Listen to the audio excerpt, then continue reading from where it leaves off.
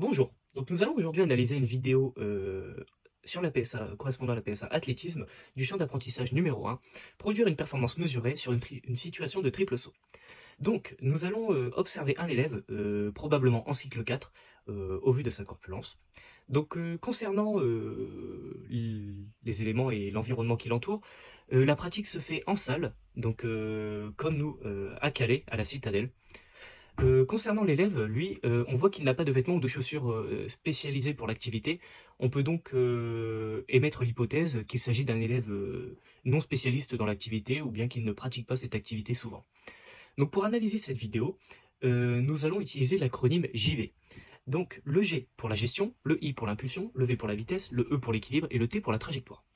Concernant la gestion, donc nous voyons qu'il y a une assez mauvaise gestion au niveau des sauts. Donc il effectue un premier grand saut sur le cloche-pied, mais s'écrase ensuite sur la foulée bondissante comme on le voit ici.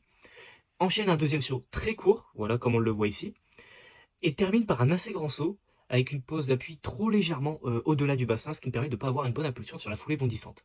Et il se termine dans le bac. Concernant la prise d'élan, on le voit ici, lorsque nous mettons la vidéo, à la fin, il hésite. Il n'y a pas vraiment d'amplitude dans la course, plutôt en fréquence ça démarre fort et il y a un raccourcissement progressif. Donc une gestion de la prise d'élan hésitante. On voit qui plus est qu'il mord la planche, voilà, comme ici.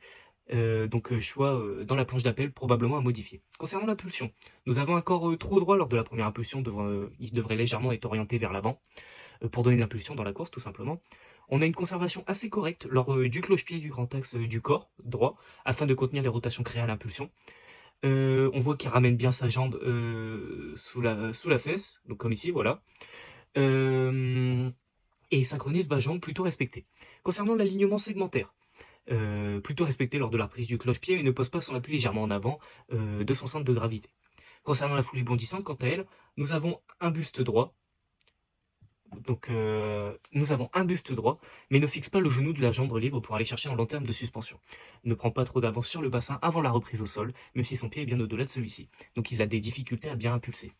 Et troisième saut, nous voyons qu'il y a un angle de décollage qui est bien plus grand, plus d'angulation. On voit qu'il cherche bien à s'agrandir et à tirer un genou vers l'avant. Il fait bien l'extension du corps, mais pourrait améliorer le grand axe du corps dans la verticalité en alignant ses bras. Concernant la vitesse, on a un rythme faible en fin d'élan, donc comme on le voit ici à nouveau, donc voilà ici. On a un rythme faible en fin d'élan, il ralentit clairement sa course, lien course-impulsion pas vraiment optimal pour le coup, impact néfaste sur la vitesse cyclique du pratiquant. Il a une mauvaise répartition du rythme des bonds à l'écoute en 1-2-3, et maintien de la vitesse plutôt optimale au cours des bonds, on peut voir qu'il ricoche assez bien sur la piste. Concernant l'équilibre, on a un bon maintien de la chaîne PBE dans l'ensemble, donc ce qui lui permet d'être aligné et équilibré dans la verticalité. On a un regard plutôt orienté vers l'avant, qui organisateur d'un bon équilibre. On a des segments liques pas toujours bien exploités avec la jambe qui n'est pas toujours en genou et les bras sont parfois mal positionnés. Mais malgré tout, il reste stable et équilibré dans ses reprises, ce qui montre qu'il utilise son gainage plutôt à bon escient.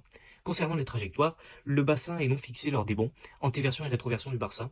On a un angle de décollage les angles de décollage ne sont pas optimaux car ça empêche d'aller davantage loin et engendre une foulée sur le deuxième saut. Et l'élan, il n'est pas précis par rapport à la planche d'appel, pas forcément de répartition régulière sur les bancs. Nous voyons donc que le problème principal de cet élève est sa gestion. En effet, il s'agirait de régler ce problème, et pour régler ce problème, il s'agirait de passer d'un élève qui ralentit sa course par peur de mordre à un élève qui prenne confiance en soi, qui sache prendre ses repères, et qui surtout trouve ses marques dans le but d'optimiser au maximum ses sauts. J'ai été voir un ami précédemment qui encadre des jeunes, et qui pour pallier à ce problème, leur fait faire tout simplement les sauts dans le sens inverse, donc à partir de la lamelle vers l'opposé du bac. Donc ça va lui rappeler de pousser au maximum les 4 premières foulées, ainsi permettant d'augmenter sa fréquence. Ce qui va donc lui permettre de ne pas ralentir et ça va l'aider à marquer son dernier point d'appui grâce à par la lamelle par exemple, avec une lamelle par exemple. Donc voilà.